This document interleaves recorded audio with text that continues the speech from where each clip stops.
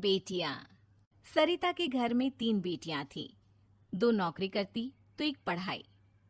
अरे दवाई खत्म हो रही है, कोई है जो लेकर आएगा? तभी बड़ी बेटी रिया आ जाती है। हाँ पापा, ये रही आपकी दवाई। अभी खत्म होने में वैसे 2 दिन बाकी है। 2 दिन पहले ना बोले तो कौन सुनेगा? चिल्लाना तो पहले से पड़ता है ना कि सामान खत्म है। अच्छा जल्दी से छोटी चाय बना दे दीदी के लिए। जी माँ। और हाँ, पकोड़े तल लेना, बारिश का मौसम है, मजा आ जाएगा। मैं बाजार से आलू ले आती हूँ माँ, खत्म हो रहे हैं। घर का सारा काम बिल्कुल परफेक्ट चल रहा था।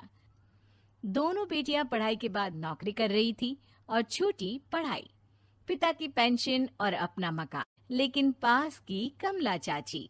और रियासिया की माँ, तुम लोगों को कितने सालों से देख रही हूँ, परेशान ही देखा।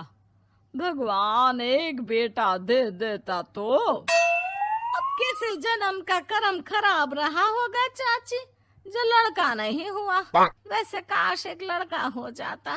पास छोटी बैठकर पढ़ रही थी। वो माँ की बात सुनकर किताब बंद कर देती है और खिड़की में खड़ी हो जाती है। खिड़की के बाहर रवि, जो कि पास ही में रहता है।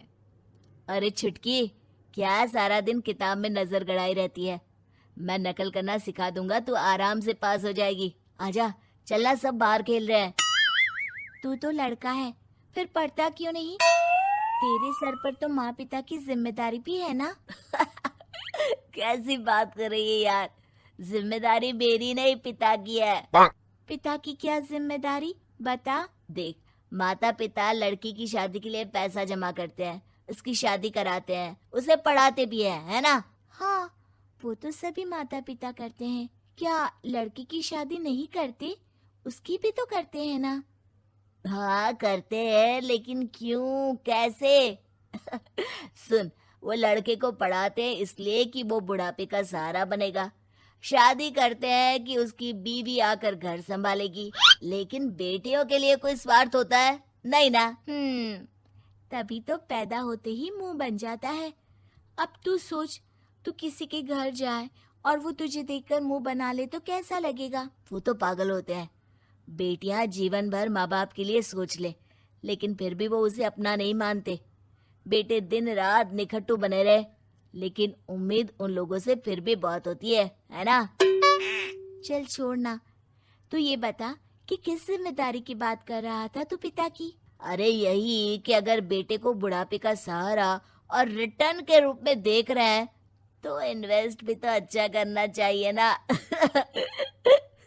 छुटकी समझ जाती है कि समाज की सोच क्या है और चाहे जो हो जाए उसे किताब बंद नहीं करनी। तभी वहाँ बड़ी बेटी आ जाती है। माँ, अरे ओ माँ, ये ले मिठाई खा ले। क्या हो गया? लड़का पसंद आ गया क्या कोई? भाई ऐसा हो तो मिठाई ना ही खिला। चली जाएगी तो घर कैसे चलेगा? अरे लड़की को क्या जीवन भर बिठाने का इरादा है? तू बता बेटी, किस चीज की मिठाई खिला रही है? क्या हो गया? अरे पापा, आपको पता है ना, जिस डॉक्टर के अंडर में मैं काम कर रही थी, उन लोगों ने मेरे काम को देखते हुए मेरी स्कॉलरशिप पास करवा दी है। अब अस्पताल में ही क्लास चला करेगी, आगे की पढ़ाई भी और पैसे की कमाई भी। ये तो अच्छी बात है। तू पढ़ जाएगी तो छोटे को भी अपनी राह लगा लेना। बाकी मछली तो वैसे ही ऑलराउंडर है।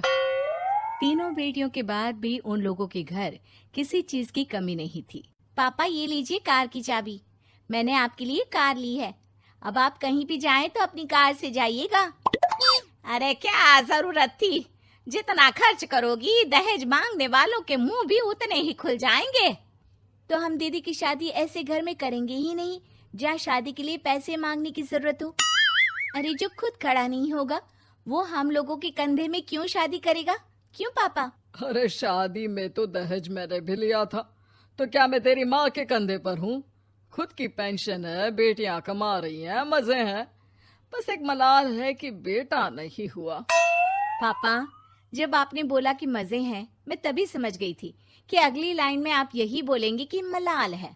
कोई बात नहीं पापा, फिलहाल आप ये कार लेकर घुमाओ। माँ तुम भी जाओ पापा के साथ।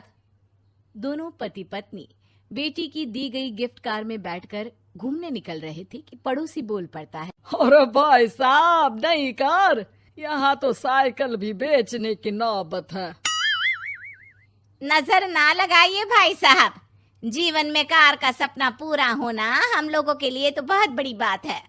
हाँ हाँ, लाखों की कार हम हजारों की कमाई वालों के लिए कहाँ मुमकिन थी, ऊपर से तब जब कोई बेटा भी नहीं है। वैसे भाई साहब, आपकी साइकिल बिक क्यों रही है? भगवान की दुआ से तो आपके 4 लड़के हैं। हाँ हाँ, आपको तो हेलीकॉप्टर से घूमना चाहिए।